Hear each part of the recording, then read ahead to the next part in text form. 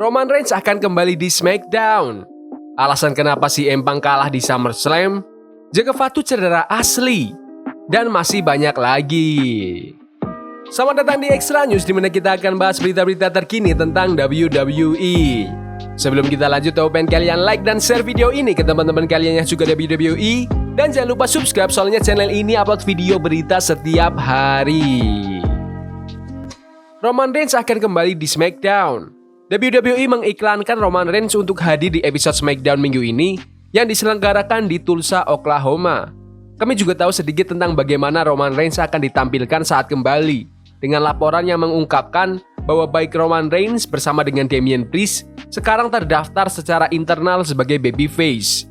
Nantikan Roman kembali untuk menyerang Solo Sikoa. Tetapi apakah Roman akan mengendalikan The Bloodline yang baru bersama Tama Tonga, Tonga Loa, dan Jacob Fatu? Atau apakah Roman akan membawa The Usos dan Paul Heyman bersamanya untuk menciptakan kembali The Bloodline yang asli? Roman memakai kaos di SummerSlam yang ia tunjuk bertuliskan OTC, yang merupakan singkatan dari Original Tribal Chief. Pada pertemuan media pasca SummerSlam, inilah reaksi Cody Rhodes terhadap kembalinya Roman Reigns yang mungkin akan mengincar kembali gelarnya itu.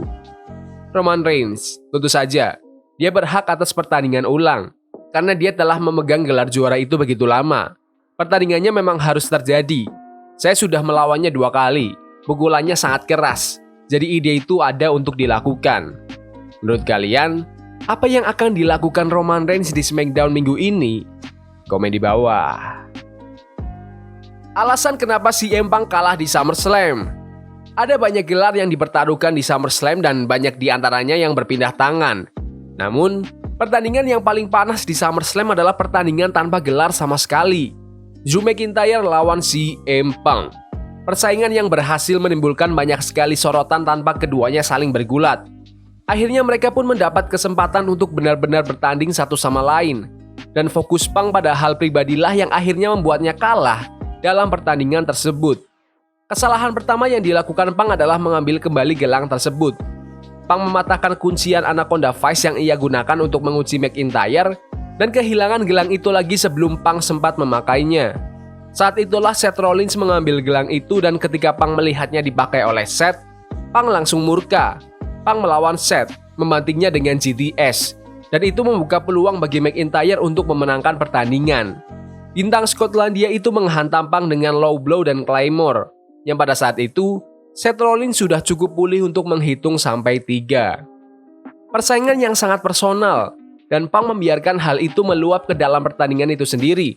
Yang terburuk dari semuanya, gelang yang sangat Punk idamkan dan yang membuatnya kalah dalam pertandingan masih ada di tangan Drew McIntyre yang mengambilnya kembali dari Punk sebelum Drew pergi.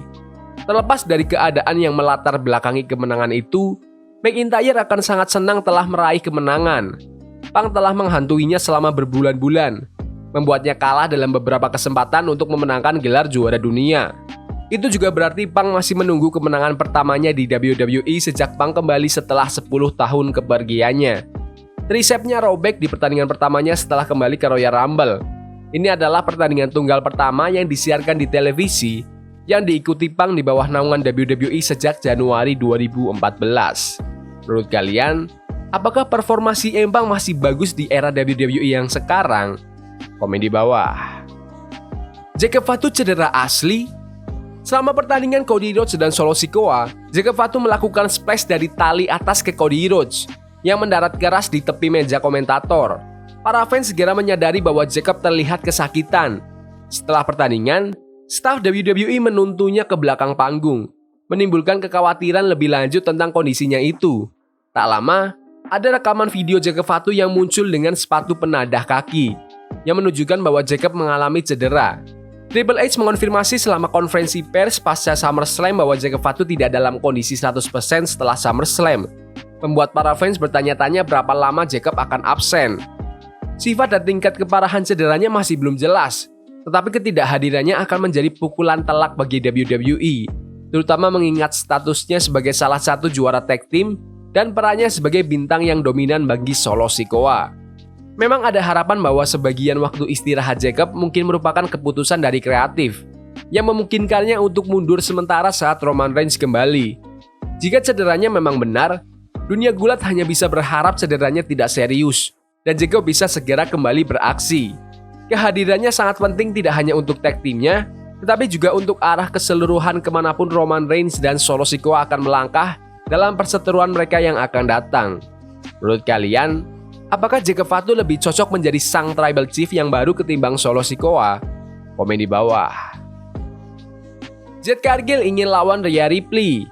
Sejak Jade Cargill masuk ke roster WWE, para fans telah menciptakan banyak kemungkinan pertandingan impian untuknya.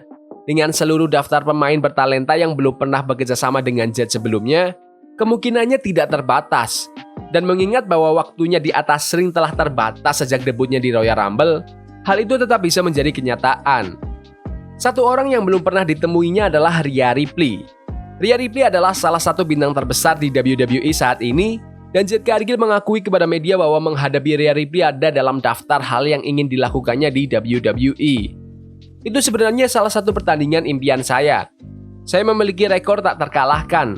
Saya akan menyukainya. Besi menajamkan besi. Saya akan menyukai pertandingan itu. Rhea Ripley dan Jade Cargill adalah dua pegulat yang paling mengesankan secara fisik di seluruh daftar pemain dan merupakan bintang yang sangat dilindungi WWE. Menyandingkan keduanya akan menghasilkan visual yang menarik, dan WWE Universe pasti ingin melihat ini terjadi di masa depan. Menurut kalian, siapa yang akan menang nih? Jade Cargill atau Rhea Ripley? Komen di bawah. The Wyatt Six mengenang Bray Wyatt. Setelah episode Raw minggu ini berakhir, kelima anggota Wyatt Six masih berada di atas ring. Eric Rowan dan Bo Dallas terlihat berpelukan dan keduanya menuju ke langit. Mungkin sebagai penghormatan kepada Bray Wyatt dan Luke Harper. Anggota grup lainnya pun memeluk mereka. Eric Rowan adalah sahabat karib Luke Harper dan Bray Wyatt. Sedangkan Bo Dallas tentu saja adalah adik kandung dari Bray Wyatt. Meskipun grup ini dinamai Wyatt, saya yakin semua anggotanya atau siapapun di WWE yang telah membantu menghidupkan grup ini akan memberitahu kalian bahwa grup ini merupakan penghormatan bagi Luke Harper dan The Eater of Worlds. Menurut kalian, apakah The Wyatt Six akan lebih besar dari The Wyatt Family? Komen di bawah. The Undertaker menahan diri bertanding untuk yang terakhir kalinya. The Undertaker yang pensiun di WrestleMania 36 pada tahun 2020 menjadi tamu di podcast Impulsif milik Logan Paul minggu ini, dan Taker membuka diri tentang perjuangan batinnya untuk menghindari satu pertandingan lagi sejak pensiun. Taker mengatakan bahwa ia hanya bisa berada di ruang ganti sebagai tamu dalam waktu yang singkat karena rasa gatalnya seringkali terlalu besar. Ada sesuatu dalam pikiran saya yang mengatakan Anda masih punya satu pertandingan di masa depan. Namun ketika ditanya apakah Taker benar-benar yakin masih punya satu pertandingan lagi, Taker menjawab, "Saya tidak tahu. Saya rasa saya sudah mengerahkan kemampuan tubuh saya semaksimal mungkin." The Undertaker senang dengan pertandingan melawan AJ Styles dan menyebutkan bahwa tampil meskipun sebentar di WrestleMania 40 membantunya mengatasi masalah itu. Menariknya, Taker mencatat bahwa ia baru mengetahui beberapa menit sebelum penampilannya di WrestleMania 40 bahwa WWE dan Triple H ingin mengikutsertakan The Undertaker dalam pertandingan Cody Rhodes melawan Roman Reigns. Menurut kalian, apakah The Undertaker harus kembali untuk satu pertandingan lagi? Komen di bawah. Debut Odyssey Jones guncangkan WWE. Triple H memberikan reaksinya tentang debut Odyssey Jones di Raw minggu ini. Kekuatan, ukuran, kecerahan bintang, dan dia baru memulai. Odyssey Jones adalah pengubah permainan. Triple H mungkin tidak salah karena debut Odyssey Jones di Raw minggu ini menarik banyak penonton di media sosial. Odyssey telah menarik hampir 10 juta penonton di seluruh platform sosial WWE. Membanting kedua anggota AOP pada saat yang sama, mungkin merupakan daya tarik yang besar karena Odyssey terlihat melakukannya dengan mudah. Dan mungkin ada rasa ingin tahu yang nyata tentang calon bintang yang tidak banyak diketahui para fans ini. Akan menarik untuk melihat kemana WWE akan membawanya. Saat ini, rencananya adalah untuk memperkenalkan potensi gesekan antara Odyssey Jones dan Xavier Woods, mengisyaratkan kemungkinan perpecahan The New Day. Xavier Woods mungkin bisa berubah menjadi heel, tetapi WWE dapat mengubah arah jika mereka yakin Odyssey Jones benar-benar dapat memengaruhi rating dan angka dalam peran yang lebih disorot. Menurut kalian, apakah Odyssey Jones bisa jadi champion di masa depan? Komen di bawah. Jadi gitu aja video berita hari ini. Jangan lupa like dan subscribe ke channel ini karena aku pengen 6.000 subscriber di bulan ini. Tolong bantu. Yes boy, see you. We playing Incognito, forbidden fire on Nico. Burning for love we can hold. I wish we were impossible. Yeah, we playing Incognito.